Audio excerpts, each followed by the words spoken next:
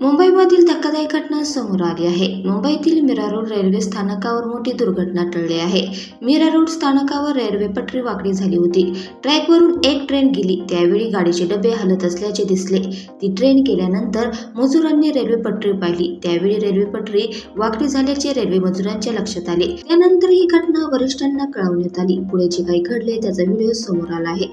Railway पटरी वाकडी झाल्याची घटना मजुरांच्या लक्षात आली नसती तर मोठी दुर्घटना घडली असती। मीरा रोड रेल्वे स्थानकावरील घटनेचा व्हिडिओ व्हायरल झाला आहे।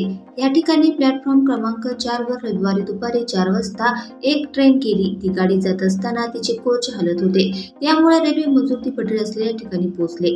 रेल्वे कामगार पाहण्यासाठी गेले असता रेल्वे पटरी वाकडी झाल्याचे आढळून आले। त्यानंतर ही घटना वरिष्ठांना कळवण्यात आली।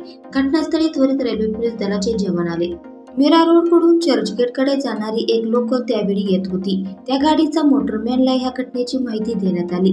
रेल्वे पटरी वाकडी झालेल्या ठिकाणापूर्वीच लोकल थांबवण्यात आली। लोकलमधील प्रवाशांना गाडीतून उतरवण्यात आले।